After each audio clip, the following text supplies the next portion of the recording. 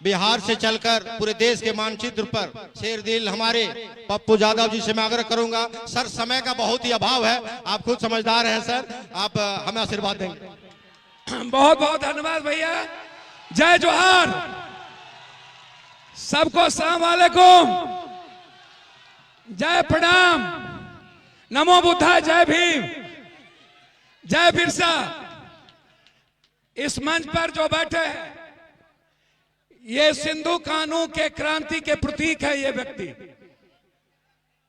जिन्होंने ना झुकना सीखा, जिन्होंने ना मरना जाना,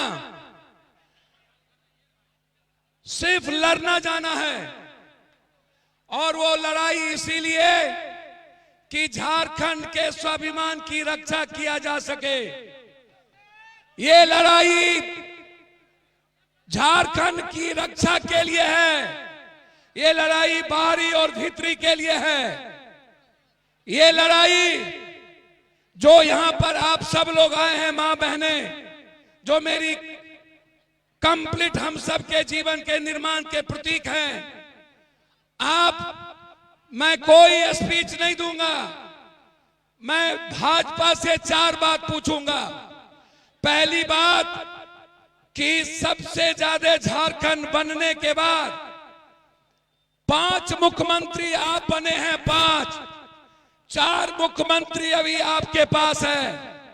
हमारे पास सिर्फ एक शेर का बेटा है जिन्होंने भगवान बिरसा मुंडा के बाद क्रांतिवीर तिलका मांझी के क्रांति के पथ पर चलने वाले आदरणीय गुरुजी शिबू सोरेन के बाद यदि किसी के भीतर इस झारखंड के एक एक मूलवासी के लिए लड़ने और मरने का जज्बा पैदा लिया, वो झारखंड का बेटा है हेमंत सोरेन, जो आपके सामने बैठा है।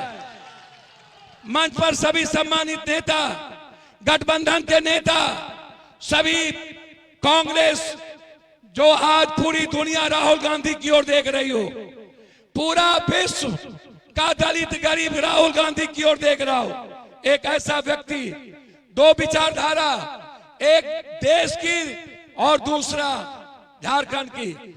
मैं उनसे जरूर कहना चाहूंगा, भाजपा के नेताओं से, ये जो तीर धनुष है ना, ये तीर धनुष अंग्रेज का मुकाबला किया था। याद रखना है आप इस बात को, ये तीर धनुष बंदूक और तोप से ऊपर है। इस बात का ख्याल रखना।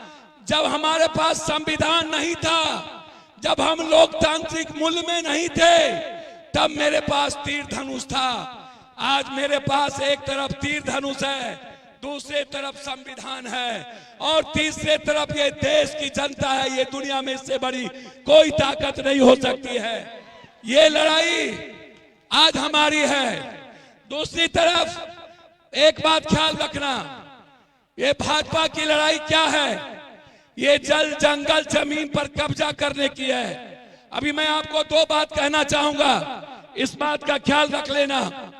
झारखंड में के पहले छत्तीसगढ़ और उड़ीसा में लगभग 600 आदिवासी के युवा को मारा है। 600 और वहां के आदिवासी और गरीब लोगों के घर और जमीन को कब्जा कर रहा है। ये बीजेपी अपने उद्योगपति के द्वारा यहां कौन आए हैं, कौन चुनाव लड़ेगा, मैं आपसे जानना चाहता हूं। ये गुंडे लोग आए हैं बाहर से। एक मेरा बेटा है, बाप का भाई है, हम दोनों अलग अलग कोख से पैदा लिए हैं। यदि हेमंत आपका मूलधन है तो पप्पू यादव सूद और ब्याज है आपका। ये आप ख्याल रखना है। आप मैं आया हूं एक बात कहने, ये लोग बाहर से आ रहे हैं सारे गुंडे, और ये क्यों आ रहे हैं बाहर से? आप उनसे पूछो कि झारखंड को सबसे ज्यादा किसने लूटा, झारखंड को गरीब किसने किया, झारखंड को कमजोर किसने किया, झारखंड की बेरोजगारी किसने छीनी, झारखंड को आर्थिक बेहाली किसने की, झारखंड को इस हालात में किसने पहुंचाया? यदि झारखंड को किसी एक बेटा ने बचाया, वो है हेमंत सोरेन।